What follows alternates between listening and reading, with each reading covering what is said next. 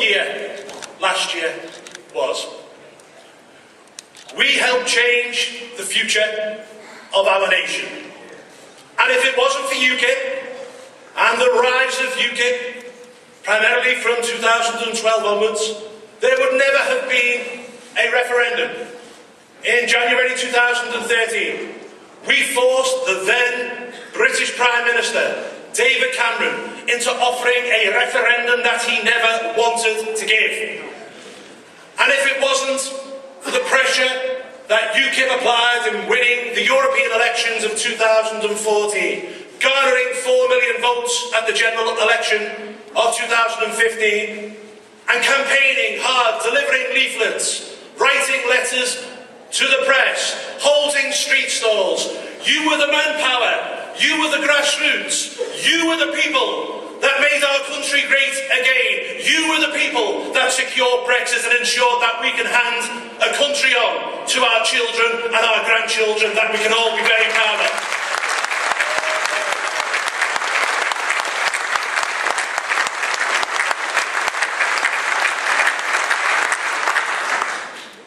And what kind of Brexit do we want to see? We want to see a Brexit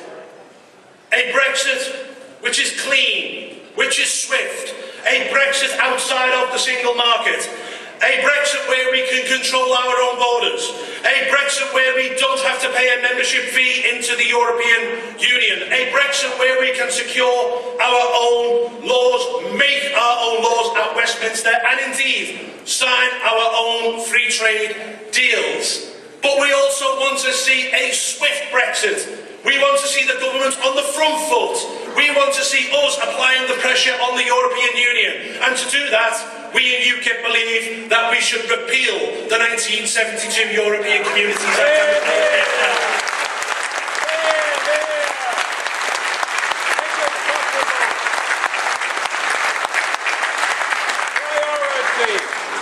And the one thing which has been proven by Brexit is that we have nothing to fear. Project Fear has failed. Look at the economy. It has not fallen off a cliff. Manufacturing is up. Unemployment is down. We are the fastest growing economy in the G7. But we can do better. We want to see a fair deal for working families. Because Brexit allows us, for the first time, to do away with VAT in many areas. Hear, hear.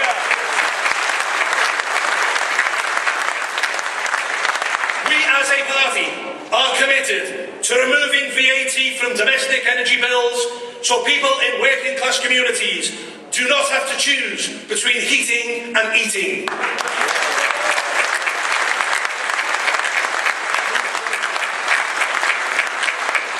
We will also campaign to remove VAT from female sanitary products and indeed hot takeaway food so we can really return to the days when things were cheap as chips.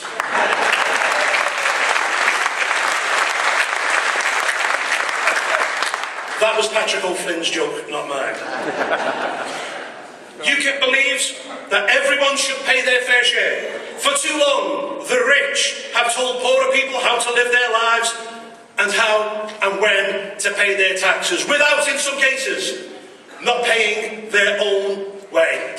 To ensure that this happens, UKIP is committed to a clampdown on corporate tax avoidance. And the money that we will save, we will plough into the NHS, because the NHS is desperate for a cash injection.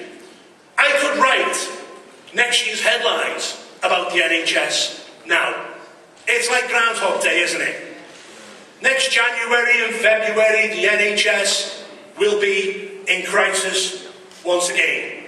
It is buckling under a growing population and an ageing population, and something must be done.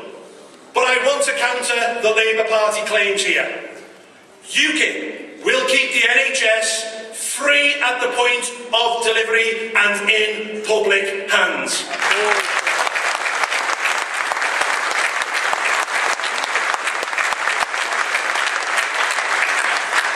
We are committed to putting £3 £3 billion extra every single year into the NHS, an extra £1.2 billion into social care. And unlike other parties, we can tell you exactly where that money will come from. We will slash a foreign aid budget which is costing the British people £30 million every single day.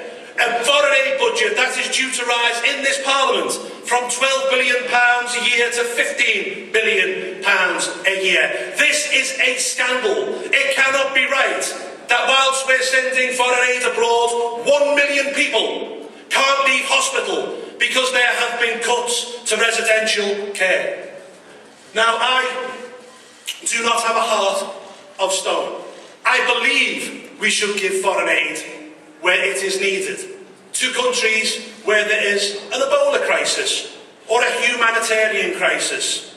But we shouldn't be giving foreign aid to countries like Brazil and like China and like India with its own space programme, with its own aircraft carriers, which has more millionaires and billionaires than ourselves. I'm sorry, I want to see the foreign aid budget cut by £13 billion a year to pay for our NHS, because I believe, and UKIP believes, charity begins at home.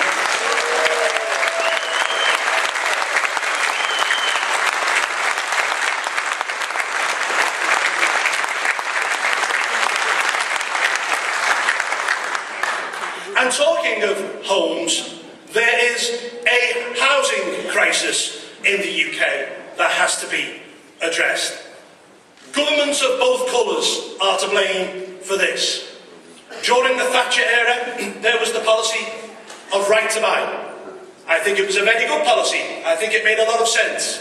The problem was that when people bought their council houses, that money then should have been reinvested into ensuring that more council houses were built. This did not happen. The Blair government did not build enough houses. They failed at every single juncture. And in some places, like Stoke-on-Trent, there has not been a council house built for nigh on 30 years. Therefore, under my leadership, UKIP will be committed to a new council housing programme. We will build, and in doing so, we will prioritise those with local community links, and most importantly, ensure that the 7,000 veterans that slept rough last night have a roof over their heads.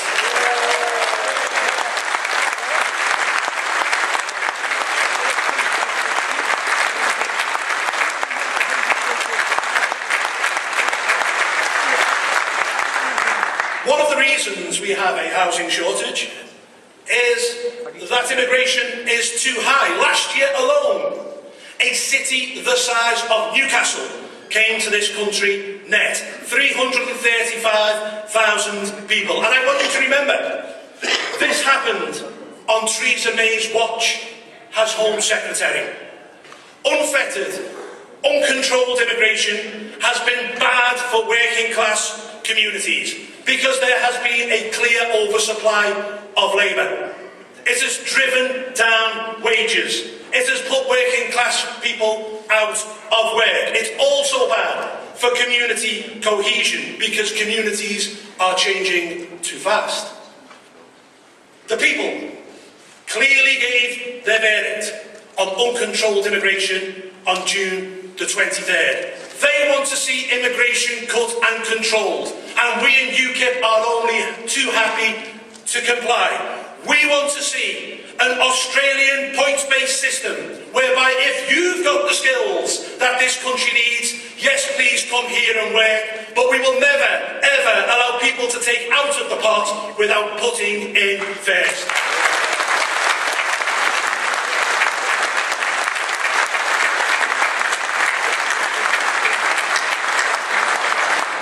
This also must include an aptitudes and attitudes test, because we want to ensure that would-be migrants not only add value to our economy, but they accept British values such as gender equality, freedom of speech, and the supremacy of British law.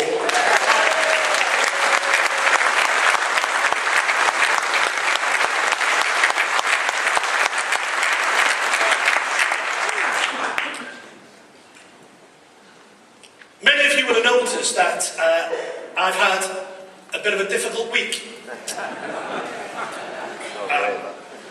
This is twofold, actually.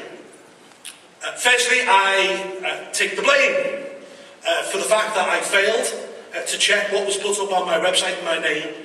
That is my fault, and I apologise. But I do not apologise for what is a coordinated, cruel, and almost evil smear campaign that has been directed towards me.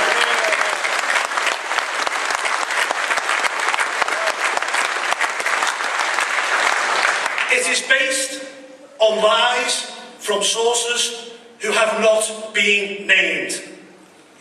It has been a tough week for me, but I will not allow them to break me, and I will not allow them to break UKIP.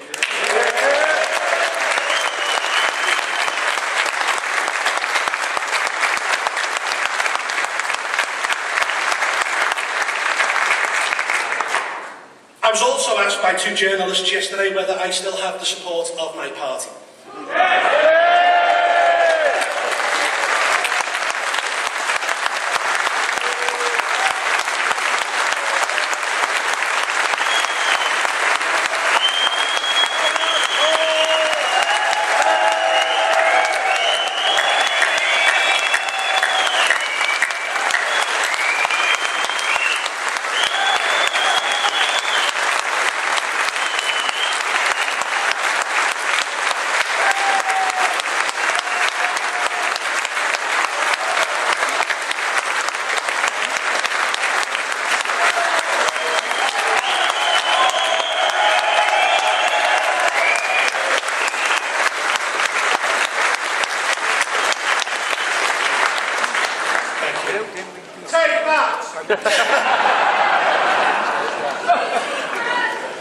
Yeah. Thank you. I'm a bit overwhelmed. Thank you very much. Thank you. We all know why this has happened, and we all know why this has happened now. It is because of a by-election and the fact that we have the Labour Party on the run. That's what's going on.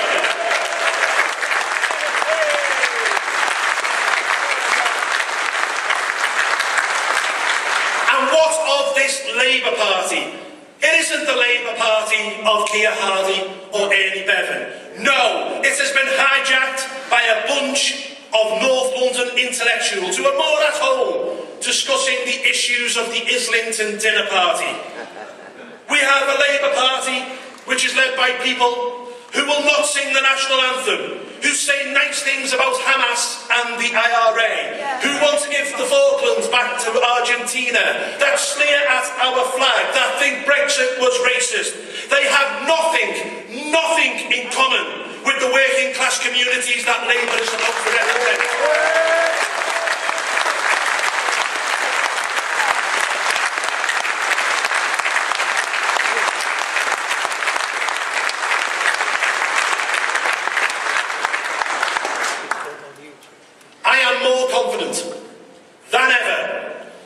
UKIP will eventually replace the Labour Party as the voice of the patriotic working people.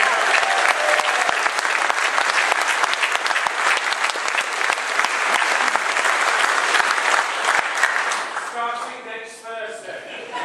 Starting on February the 23rd. I've also been asked recently, in fact I've been asked this question more than any other. What is the point of UKIP now we have Brexit? Well, I think Tony Blair's comments this morning prove why UKIP is more important than ever. We must ensure that shady establishment figures do not try to subvert the will of the people. We must hold the government's feet to the fire and ensure that Brexit means exit.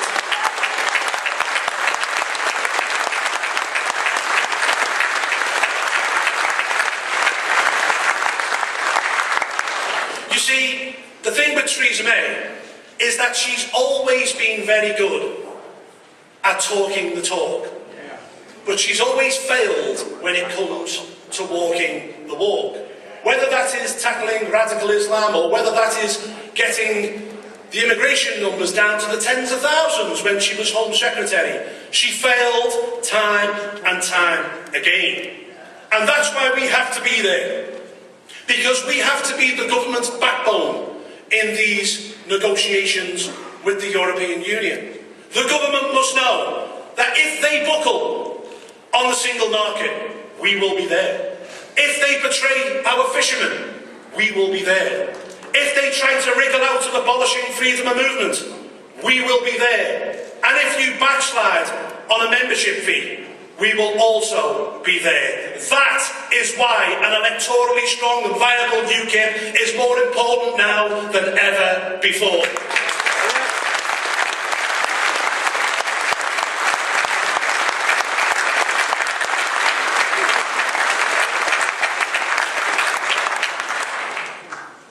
The referendum, ladies and gentlemen, was the beginning of the end.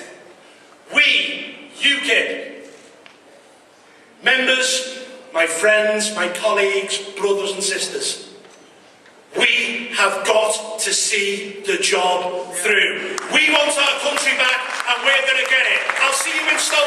Thank you.